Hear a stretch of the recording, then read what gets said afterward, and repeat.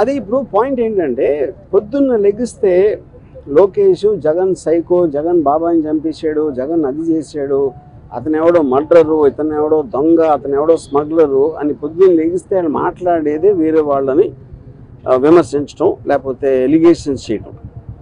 అలాంటిది వ్యూహం సినిమాలో ఏదో చూపించేస్తున్నానని వాళ్ళు ఊహించుకుని వాళ్ళు చేసేదే నేను చేస్తున్నానని చెప్పడానికి వాళ్ళకి అసలు ఏ విధంగా రైట్ ఉంది అనేది బిగ్గర్ క్వశ్చన్. అది వ్యూహం అనే సినిమా ఒక పొలిటికల్ కామెంటరీ, పొలిటికల్ ఒపీనియన్ నాది.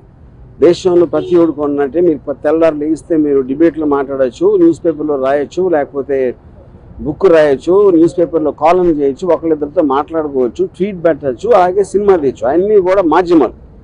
కంటెంట్ అనేది ఎక్స్ప్రెస్ చేయడానికి నాకే కాదు ఎవరికైనా రైట్ ఉంటుంది. అదే నేను చేస్తున్నాను.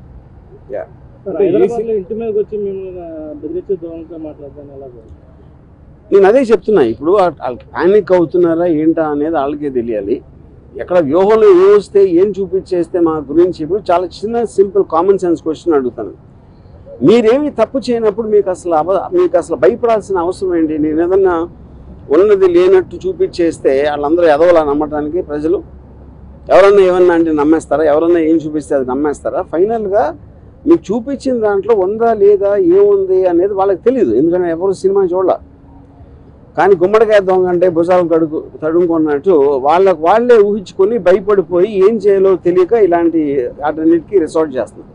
ఫర్ ఎగ్జాంపుల్ ఈ శ్రీనివాసరావు అనే అతను నిన్న రాత్రి అన్నాడు, ఇప్పుడు ఆల్రెడీ 24 hours అయిపోయింది, ఎవ్వరూ కూడా అతన్ని కండెమ్ చేసిన కాలేదు. ఎందుకంటే వాళ్ళ పేర్లు చెప్పెడతాను. పవన్ కళ్యాణ్, చంద్రబాబు గారు, లోకేష్ అందరి పేర్లు చెప్పినా వాళ్ళు ఎవరు ఇలాంటిది మా పేరు మీద ఒకటి చేస్తున్నారని కండెమ్ చేయకపోతే అర్థం ఏంటి? వాళ్ళు కూడా అదే మైండ్ సెట్లో ఉన్నట్టే కదా. అంటే ప్రధానంగా ఈ సినిమాలో మీరు క్యారెక్టర్ అసాసినేట్ చేశారని ఆరోపణలు కాదండి. నేను అదే అంటున్నా. ఈ సినిమాలో క్యారెక్టర్ అసాసినేట్ చేస్తాను అభియోగం మీరు చేస్తే, వాళ్ళు చేస్తే పొద్దున్న లెగిస్తే చేసేది ఏంటి?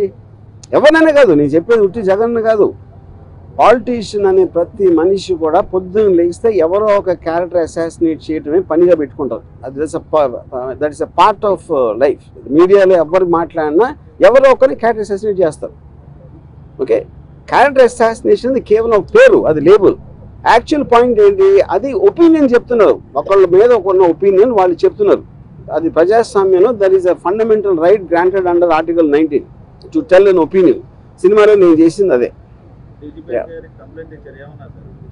ఆబ్వియస్లీ వాళ్ళ ప్రాసెస్, వాళ్ళ ప్రొసీజర్ ఉంటుంది, దాన్ని బట్టి వాళ్ళు దే విల్ టేక్ యాక్షన్. నేను ఇచ్చింది మన Srinivasarao, Sambasivarao anchor, TV5 channel owner BR Naidu, ఈ ముగ్గురు మీద ఇచ్చాను. ఈ సినిమాలు చాలా మంది కాంట్రవర్సీ ఉంటాయి, ఎప్పుడు లేని విధంగా ఈ సినిమాకి ఎక్కువ కాంట్రవర్సీ ఉండడానికి కారణం అది మీరు టీడీపీ వాళ్ళని అడగాలి.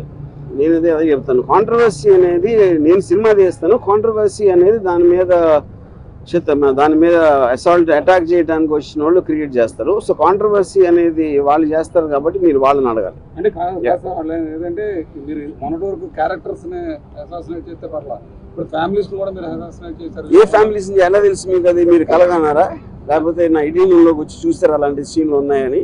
అంటే మీ ట్రైలర్ లో కానీ వాటితో కానీ మొత్తం నేను అదే చెప్తున్నా. మీరు చెప్పండి, ఫ్యామిలీలో ఎవరిని అసాసినేట్ చేస్తారు చెప్పండి, ఒక ఎగ్జాంపుల్ చెప్పండి. అంటే వాళ్ళు చెప్తున్నా నేను అదే అంటున్నాండి, వాళ్ళు చూసింది మీరు చూసింది ఒకటే కదా ట్రైలర్లో. నేను సపరేట్గా వాళ్ళకి పంపించలేదు కదా సినిమాని చూడటానికి. ఓకే,